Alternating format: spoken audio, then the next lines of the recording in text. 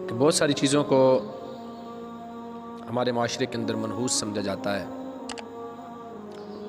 بعض اوقات لوگ کسی شخص کو منحوس تصور کر لیتے ہیں، اور اگر وہ شخص انہیں راستے میں آتے یا جاتے ہوئے مل جائے تو یہ تصور کر لیتے ہیں کہ آج کا ہمارا دن صحیح نہیں گزرے گا۔ صبح اگر گھر سے نکلتے ہوئے وہ شخص راستے میں مل جائے تو کہتے ہیں کہ آج ہمارا کام صحیح نہیں ہوگا، آج ہمیں فلاں شخص ملا ہے۔ بعض دفعہ کسی جگہ کو منحوس سمجھ لیا جاتا ہے، کسی مکان کو، کسی خاص مخصوص جگہ کو۔ لوگ کہتے ہیں جب سے ہم نے یہ جگہ، اس میں ہم نے رہائش اختیار کی، تب سے ہمارے اوپر مصیبتیں آ رہی ہیں، پریشانیاں آ رہی ہیں، بلائیں آ رہی ہیں، اور یہ جگہ بڑی منحوس ہے۔ کسی جانور کو منحوس سمجھ لیتے ہیں، جیسے ہمارے معاشرے میں عام طور پر کالے رنگ کی جو بلی ہوتی ہے اسے منحوس سمجھا جاتا ہے، ایک منحوس جانور ہے۔ اگر راستے میں چلتے ہوئے وہ آگے سے راستہ کاٹ جائے تو بہت سارے لوگ یہ سمجھتے ہیں کہ یہ ہمارے لیے اچھا شگون نہیں ہے کہ بلی نے ہمارا راستہ کاٹ دیا ہے۔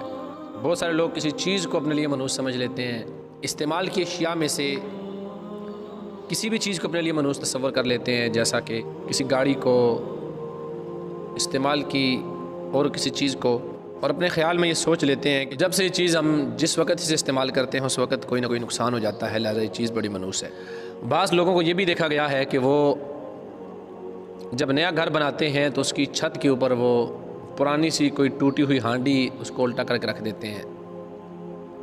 بعض لوگ اپنے گھروں کے آگے کالے رنگ کی، سیاہ رنگ کی کپڑے، جو آپ سمجھ لیجیے ٹاکی کہا جاتا ہے، وہ ٹاکی لٹکا لیتے ہیں اپنے گھر کے آگے۔ بعض لوگ نئی گاڑی خریدتے ہیں، نیا رکشہ خریدتے ہیں، اس کے پیچھے یا اس کے آگے چھوٹے بچے کی جوتی جو ہوتی ہے چھوٹی، وہ اس کے آگے لٹکا دیتے ہیں، اس کے پیچھے لٹکا دیتے ہیں۔ اور بعض لوگ بیماریوں سے بچنے کے لیے، پریشانیوں سے بچنے کے لیے اپنے گھروں پر مخصوص قسم کے کپڑے یا مخصوص قسم کا کوئی جھنڈا وہ اپنے گھر کی چھت پہ لگا دیتے ہیں۔ بعض لوگ اپنے ہاتھوں کی لکیروں میں اپنی قسمت کو تلاش کر رہے ہوتے ہیں۔ بعض لوگ فٹ پاتھ پر بیٹھے ہوئے بدقسمت لوگوں سے اپنی قسمت کا حال پوچھ رہے ہوتے ہیں، اور ہم جہالت کی وجہ سے اپنے نفع و نقصان کو ان چیزوں کے ساتھ خاص کر لیتے ہیں۔ سیاہ بلی کے ساتھ، کالی بلی کے ساتھ ہم اپنا نفع نقصان جوڑ لیتے ہیں۔ کسی خاص قسم کے پرندے کے بولنے سے ہم یہ اندازہ لگا لیتے ہیں کہ وہاں نقصان ہوگا یا نفع ہوگا۔ دکان پہ اگر صبح صبح پہلا گاہک آ جائے اور وہ سودا لیے بغیر چلا جائے کسی وجہ سے، تو لوگ سمجھتے ہیں آج کا دن اچھا نہیں گزرے گا، یہ خالی چلا گیا ہے، تو اس سے ہم اپنے لیے اچھا تصور نہیں کرتے۔ کسی گھر میں عورت کی شادی ہو اور وہ رخصت ہو کر کسی گھر میں آئے، اس کے آتی سسرال میں اگر چند ایک نقصانات پے در پہ ہو جائیں تو لوگ اس عورت کو منحوس سمجھنے لگتے ہیں۔ یہ عورت، یہ لڑکی بڑی منحوس ہے، جب سے یہ آئی ہے تب سے ہمارے نقصانات ہو رہے ہیں۔ اسی طرح اگر کسی کے ہاں بچیوں کی پیدائش مسلسل ہو اور بیٹے کی پیدائش نہ ہو تو لوگ اس بات کو بھی اپنے لیے منحوس سمجھ لیتے ہیں، اور اس عورت کو منحوس سمجھتے ہیں کہ ایک منحوس عورت ہے، اس کے ہاں بیٹا پیدا نہیں ہوتا، صرف بیٹی ہی پیدا ہوتی ہے، اور پھر اسے کوستے ہیں، اسے تنگ کرتے ہیں، تان و تشنیع کیا جاتا ہے۔ اور ایسی بہت ساری چیزیں جو ہمارے معاشرے میں رائج ہیں، جن سے ہم نے اپنے طور پر ہی ایک مفہوم اور مطلب نکالا ہوتا ہے، جبکہ قرآن و سنت میں ایسی کوئی بات موجود نہیں ہے۔ کسی شخص کی نحوست کی وجہ سے یا کسی جگہ کی نحوست کی وجہ سے یا کسی چیز کی نحوست کی وجہ سے یا کسی جانور کی نحوست کی وجہ سے یا کسی مرد عورت کی نحوست کی وجہ سے ہمارا کوئی نقصان نہیں ہو سکتا، اور نہ ہی گھر پر ہانڈیاں الٹی کرنے سے اور گھروں کے آگے کالی ٹاکیاں باندھنے سے، گاڑیوں کے آگے کالا جوتا باندھنے سے یا گھروں کے اوپر ڈنڈے باندھ لینے سے نہ ہم نفع نقصان سے بچ سکتے ہیں۔ جو نفع ہماری قسمت میں اللہ تعالیٰ نے لکھ دیا ہے وہ ہمیں مل کے رہنا ہے۔ کائنات کی کوئی طاقت، پوری کائنات بھی ایک طرف ہو جائے، جو چیز اللہ نے ہماری قسمت میں، ہمارے نصیب میں لکھ دی وہ ہمیں مل کے رہنی ہے، اس کو ہم سے کچھ چھین نہیں سکتا۔ اور جو چیز ہماری قسمت میں نہیں ہے، اللہ عز و جل نے جو چیز ہمارے مقدر میں نہیں لکھی، وہ پوری کائنات ایک طرف ہو جائے تو وہ اسے کھینچ کر ہمارے نصیب میں نہیں ڈال سکتے۔ ایک مسلمان کا عقیدہ یہ ہونا چاہیے کہ اس کے نفع و نقصان کا مالک اس کا رب ہے، نفع بھی وہی دیتا ہے، نقصان بھی وہی دیتا ہے، عزت بھی وہی دیتا ہے، ذلت بھی وہی دیتا ہے، حکومت بھی وہی دیتا ہے، دولت بھی وہی دیتا ہے، اور مال دیتا بھی وہی ہے، چھینتا بھی وہی ہے، واپس لے بھی لیتا ہے۔ وہ کسی کو صحت عطا کرتا ہے اور بعض اوقات کسی سے صحت کی نعمت لے بھی لیتا ہے۔ وہ کسی کو اولاد دیتا ہے اور بعض اوقات اس کے امتحان کے لیے اس سے اس کی اولاد چھین لی جاتی ہے۔ وہ مالک ہے، وہ رازق ہے، وہ قادر ہے، وہ جسے چاہے عزت دے، جسے چاہے ذلت دے۔ وَتُعِزُّ مَن تَشَاءُ وَتُذِلُّ مَن تَشَاءُ، جسے چاہے رزق دے۔ وَاللَّهُ يَرْزُقُ مَن يَشَاءُ بِغَيْرِ حساب، جسے چاہے رزق لے لے، جسے چاہے زیادہ رزق دے، جسے چاہے کم رزق دے، جسے چاہے وہ بیٹا عطا کرے، جسے چاہے وہ بیٹی عطا کرے۔ للہ ملک السماوات والارض یخلق ما یشاء ویہب لمن یشاء اناثا ویہب لمن یشاء الذکور۔ اللہ فرماتا ہے میں کائنات کا رب ہوں، میں جسے چاہوں اسے بیٹا دیتا ہوں، جسے چاہوں اسے بیٹی دیتا ہوں، اور جسے چاہوں اسے دونوں نعمتیں دے دیتا ہوں۔ او یزوجہم ذکرانا و اناثا، اور جسے چاہوں دونوں نعمتیں دے دیتا ہوں۔ ویجعل من یشاء عقیما، اور جسے چاہوں دونوں نعمتوں سے محروم کر دیتا ہوں۔ کائنات میں بہت سارے لوگ ہیں جن کی اولاد ہی نہیں ہوتی، بہت سارے لوگ ہیں جن کے یہاں صرف بیٹیاں ہوتی ہیں، بیٹے نہیں ہوتے، بہت سارے لوگ ہیں جن کے صرف بیٹے ہوتے ہیں، بیٹی کی خواہش ہوتی ہے لیکن نہیں ہوتی۔ تو یہ ساری نعمتیں یہ اللہ عز و جل کے ہاتھ میں ہیں، اس نے جس کو جو چاہنا ہے وہ عطا کرنا ہے۔ وَإِنَّ اللَّهَ عَلَىٰ كُلِّ شَيْءٍ قَدِيرٌ ہے۔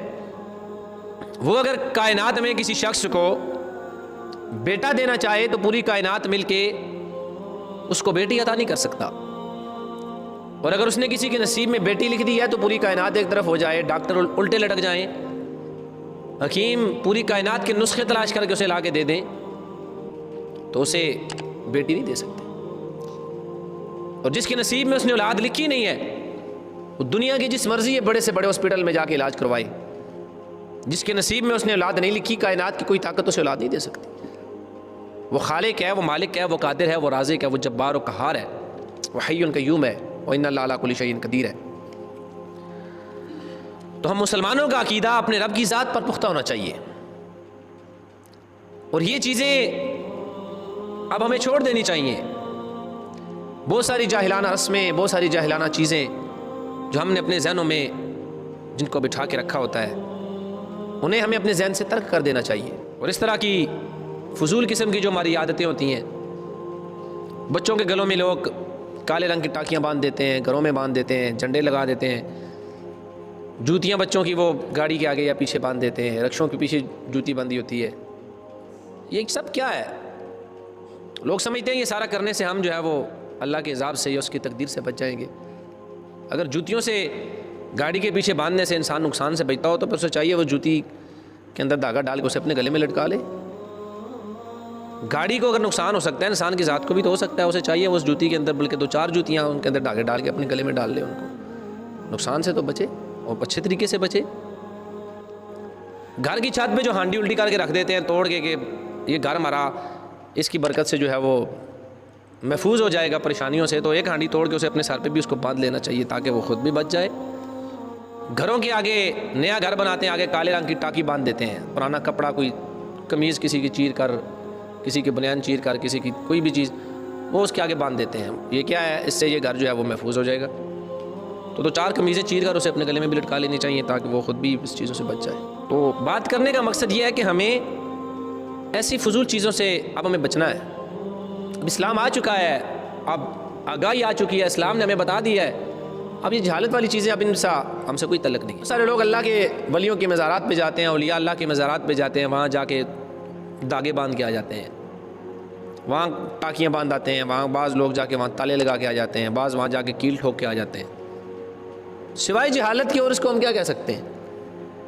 تالے لگانے سے قسمت بدلتی ہو یا ٹاکیاں باندھنے سے قسمت بدلتی ہو، پھر تو بعض لوگ گلوں میں زنجیر ڈال لیتے ہیں، جی ہم نے یہ منت مانی ہوئی ہے، اور ہمارے اہل سنت کے لوگ بھی وہ دیکھا دیکھی عجیب و غریب الٹی سیدھی قسم کی منتیں مان کے بیٹھ جاتے ہیں۔